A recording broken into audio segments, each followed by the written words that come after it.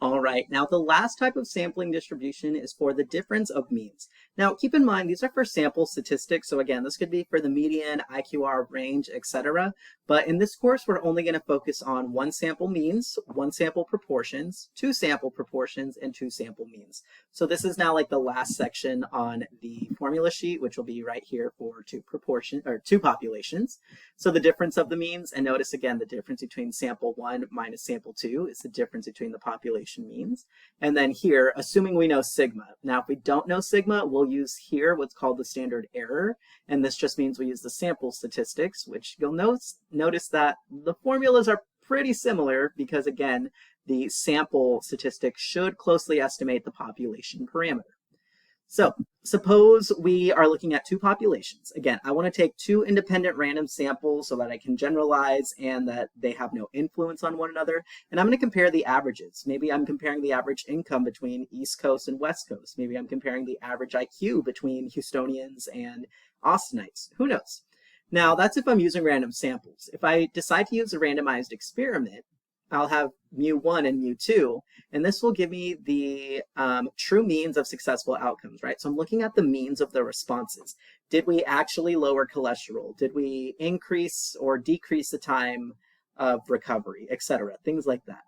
So again, same thing, we look at population 1 and 2, mu1, mu2, sample 1, sample 2, and so forth. And you guessed it, the conditions have not changed. So I either want some element of randomness or that it's representative. I'll check independence within each sample using 10%, and then independence between the two samples by making sure that they are not influencing one another. And then lastly, either the population is normal or the central limit theorem applies. This third bullet we'll get into in Unit 7. So we have all of those conditions met. This is just the fancy hoopla for us, but essentially we create this picture. Using the normal model, we'll have that the differences between the two samples should closely approximate the mean, and they'll vary by about this much spread.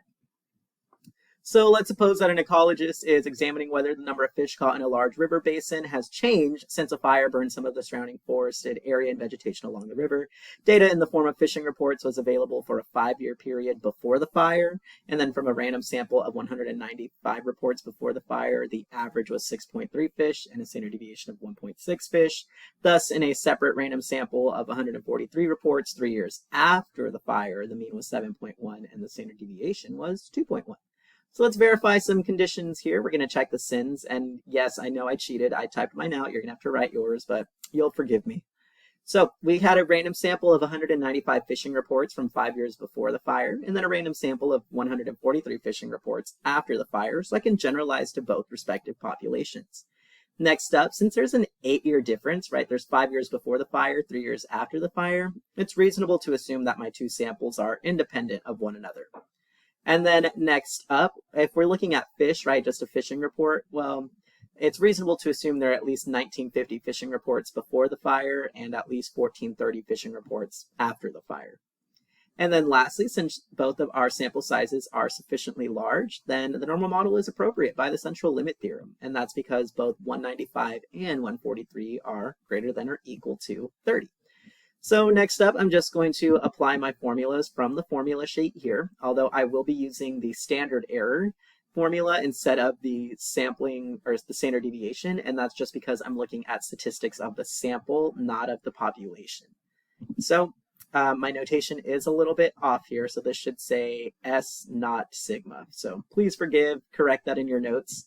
But when I substitute in the values, I'll get that the difference before and after the fire is distributed approximately normally with a difference of the means of negative 0.8 and a standard deviation of 0.2097. So this is my theoretical sampling distribution if I were to take all possible samples and take the difference between those samples. All right, so let's find the probability. We get a difference of more than negative 0.35 fish from the two samples. So again, that's that my sample difference is greater than negative 0.35.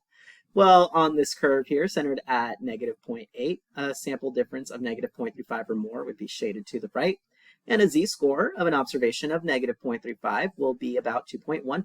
So the probability that an observation has a z-score greater than 2.15, using my handy-dandy table, is only going to be about 0.0158. So not very likely.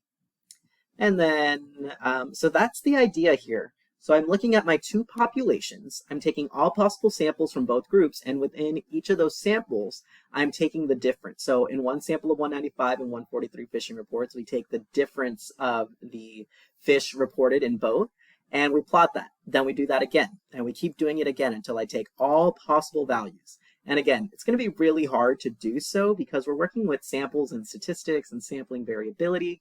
But in theory, the sampling distribution has these parameters, these characteristics, again, due to the law of large numbers. Now, suppose here that, you know what? Why don't you try this one out? So I'm going to I'll block the answer there, which you might have already seen. So go ahead and pause the video, try this one out for yourself, and then we'll come back together, whole group, and review it.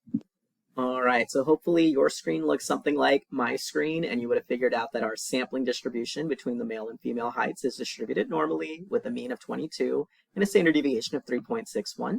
So finding a difference greater than 20, well, assuming that the true difference in the means is at 22, 20 is beneath the mean. So since it's below the mean, we should expect a negative z-score, which we found here.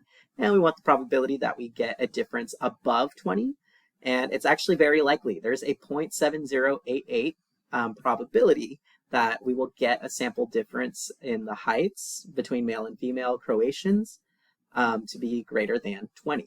So again, sampling distributions are just the theoretical distributions that would happen if we take all possible samples of the mean, of the proportion, of the difference of proportions, of the difference of means. We take all possible samples, we plot them, we use this to closely approximate our population parameters. We generally don't know the population parameters. We're making estimates, we're looking at claims. So we take our population, we take distributions of the sample, we describe that sample distribution, and then we take all possible sample distributions to create the sampling distribution. So you can see that there's a lot of vocab involved in this unit, but we'll work through it together. And that's going to wrap up our study of sampling distributions. So in the next unit, we're going to look at inference for proportions, for one sample, for two sample, and we're going to learn about how we use the sampling distribution to either estimate these parameters or to find significant evidence about these parameters. So stay tuned for inference for proportions.